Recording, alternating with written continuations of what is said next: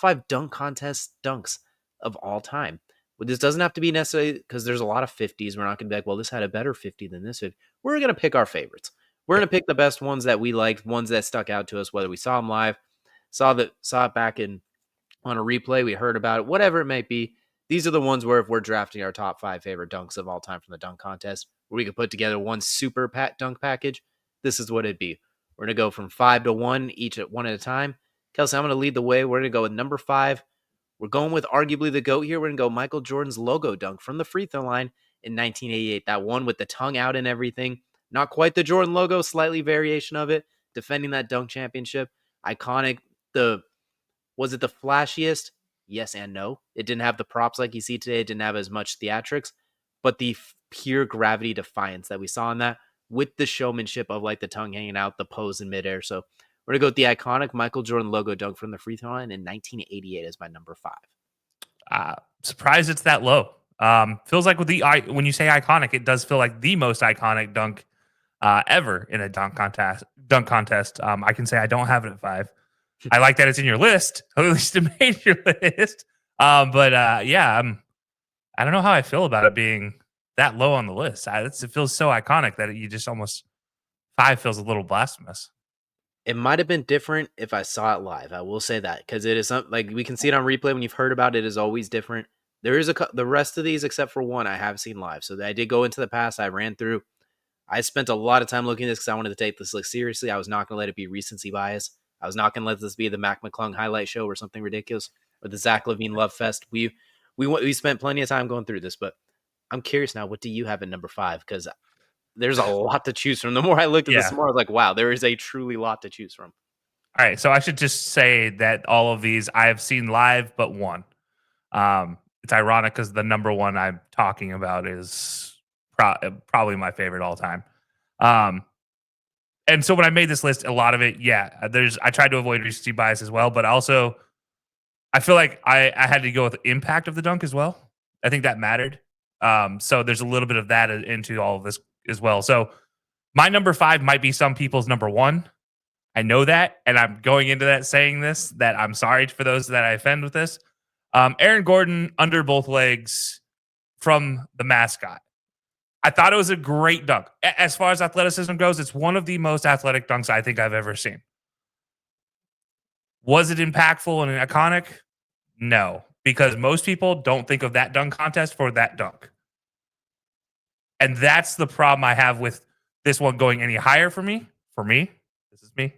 I do think it was a heck of an athletic dunk, though. I honestly, when I first thought of this list, it was like, all right, I got to put this on the list somewhere. And unfortunately just slid down to 5 as I kept going through my list because there were more impactful, more iconic dunks ahead of it. So, yeah, Aaron Gordon under both legs for me at number 5. 2016 was one heck of a year looking back on it now. You had the 3-1 comeback, the record-breaking Warriors, the last Kobe game, Star Wars Rogue One, the Peyton Manning's Swan Song. There's a lot of good things that happened back then looking back on it. It's only been downhill since then, unfortunately. But one of the better dunk contests in recent memory? Arguably the best one in recent memory, that's for sure. Yeah. I'm not going to go in like our lifetimes, but it's as far as him and Zach LaVine going head-to-head, it's been a long time since we've seen a head-to-head matchup quite like that. I mean, we could have each made our own top 10, our own top 5 off that with different dunks almost the whole way. There were so many good ones from that one. Yeah. They did not have one bad dunk between those two. There were a couple. I'm looking going head-to-head. I don't think any of them were bad. Specifically looking at the drone. I still don't think it was bad. It wasn't as good, but I won't say bad. The 3D printed ball. That one was rough too. I still won't say they're bad. I'll just say they weren't as good. They set the bar so high with everything else. But climbing up the list, number 4, we're taking another blast of the past. We're going to go with Jason Richardson, his pass to himself into a reverse clutch windmill in 2003. We all forget that Jason Richardson did not abide to the rules of gravity back in his day. He developed into a ridiculously good three-point shooter a little bit later in his career. But my goodness, the bunny hops he had in those ones. He passed it to himself to do a reverse double clutch windmill. Just absolutely insane. And when you listen to the dunk he threw it down with, it sounded like a prime Dominique dunk. Like there's some stank behind it too. So Jason Richardson, a dunk contest list feels incomplete without him. So I am going to include him on my list. I have talked in my conversation the other day on the last episode of the show. I mentioned Jason Richardson for the between the legs the South Bay dunk, as it's been come to known now. Um, his dunk contest in 2003 was incredible. There are, as you just pointed out, there's another one that I completely forgot about when I'm thinking about it. There are 4 other dunks that I also think about from him. I agree that Jason Richardson should be on these lists. He's not on mine, At least one of us got it covered. but at least one of us got into the top 5. Yeah, I do think Jason Richardson was an incredible dunker at his time. I honestly didn't think of him when I was making my list.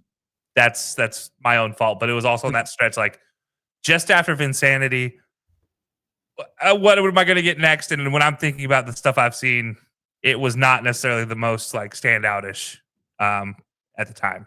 It was kind of that So dead period between Vinsanity, yeah, but before Superman, Dwight Howard really kind of took it by storm.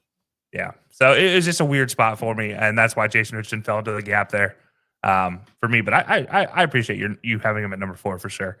My number 4 though, I am going to go recency, and it is one that I blew up all of our group chats that you and I are in not too long ago, and that is Mac McClung over the top of the center of the car. I stand by this, and I will say this again. We have never seen a guy dunk over the center of the car. We have also never seen a 6'2" guy go over the center of a car. Again, yes, his heel clips the windshield. That's a full-size car. That is your mom's Kia that you just jumped over. Just jumped over it. We've all seen the videos of Kobe supposedly jumping over a Lambo, speeding past him, all that stuff. No way he ever did it. No, his contract would never allow that. But Mac McClung legitimately jumped over a car and dunked the ball. I can't think of a more athletic, more impactful dunk especially when we're trying to revive a dunk contest and keep it alive going forward. And yes, I've talked about the athleticism of these guys, and it's getting more and more insane. But Mac McClung has put it on another level. He is a showman with his dunks. That's what we're missing from a dunk contest. We need more showmen. And Mac McClung is, as of now, he is the last great showman we're going to see in the dunk contest. 3 straight dunk contests. And this is the dunk that set him up for that 3rd straight dunk contest victory. So that's why, for me, I have him in my top 5. And yeah, it's recent, but honestly, it's as soon as I saw it, I was like, that's up there. Like it was way better than Blake jumping over the hood of the car, then standing on it because he barely made it over. He didn't even fully make it over. He dunked the ball while he's still halfway across. Anyways, I digress. So, but yeah, Mac McClung, number 4.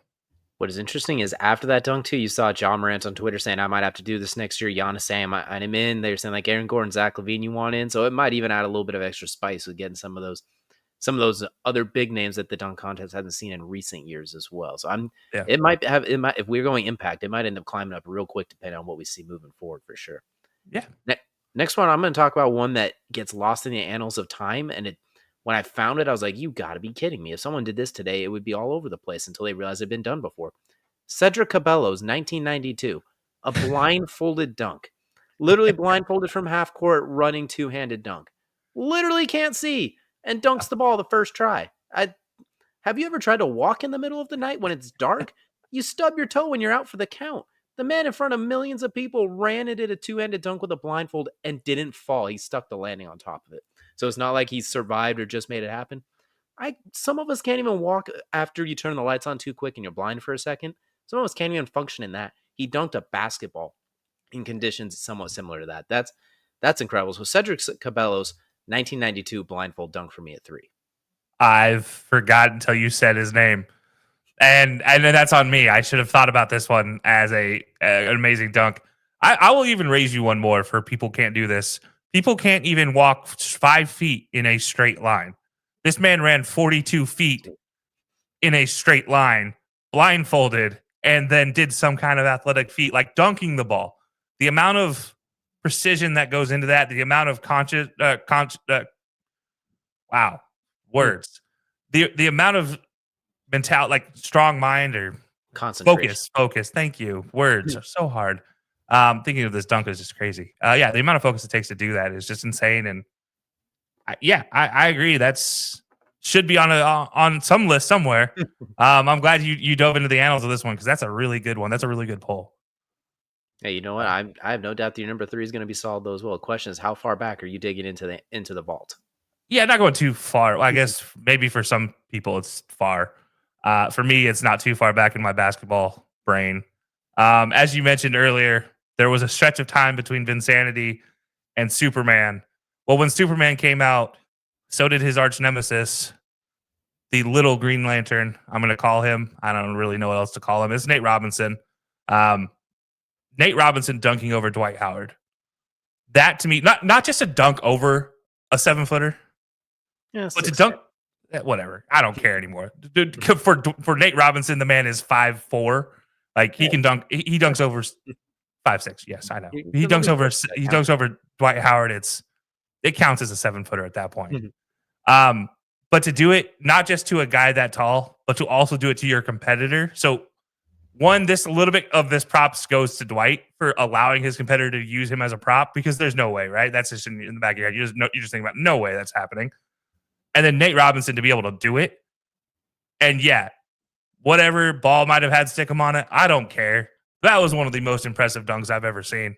And it was to do it in a competition and kind of surprise everybody with it, especially with Dwight wearing the Superman outfit and Nate coming out in the green Knicks jersey. That was such great showmanship to it.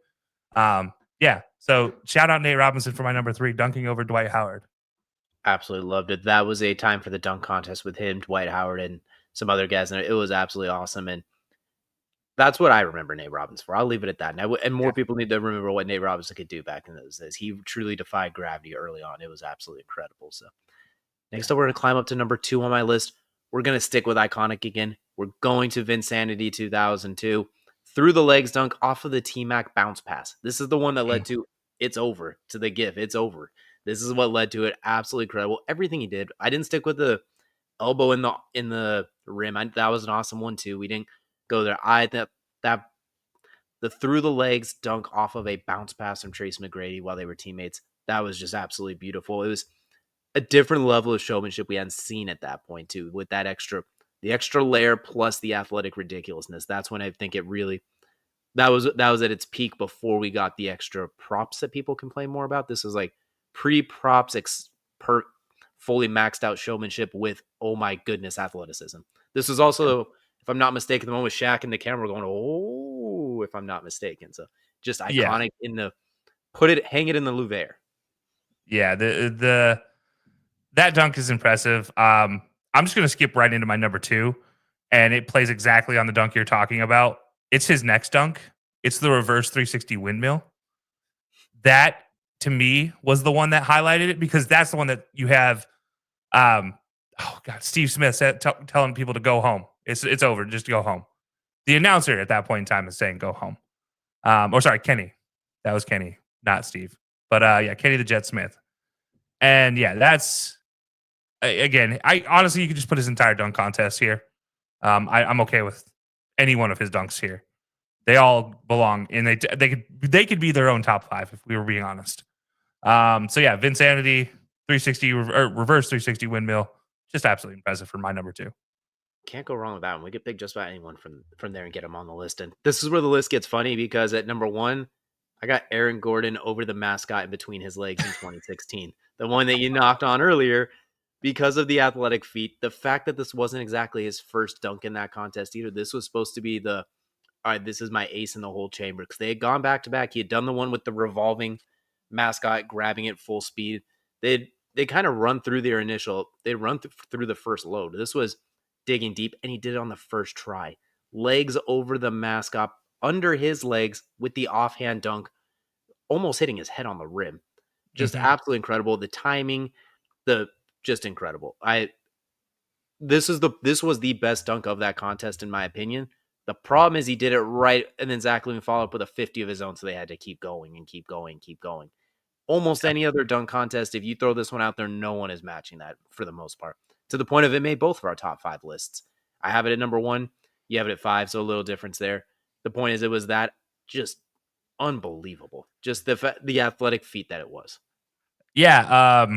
Well, I'm gonna just continue, like I said, just like I did with number 2. My number 1, the only dunk I did not see in person, but have watched the entirety of this dunk contest 1,001 times. MJ's free throw dunk as my number 1. So reversing our list, you went 5-1 for my pick for Aaron Gordon. You put it at 1.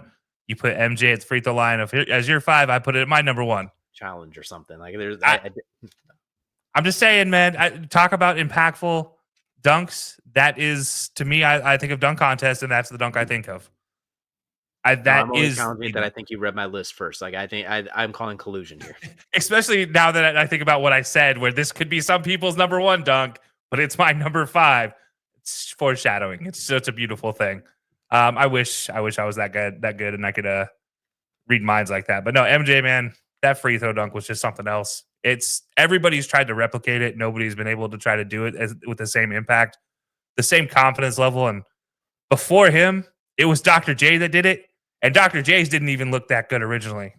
So, and Dr. J probably flew farther, and I'll leave it at that. But Serge Ibaka also flew further, but it still didn't look as good. He's scraping rim. It just doesn't look as good as when MJ did it. As MJ had a little bit of flair to it.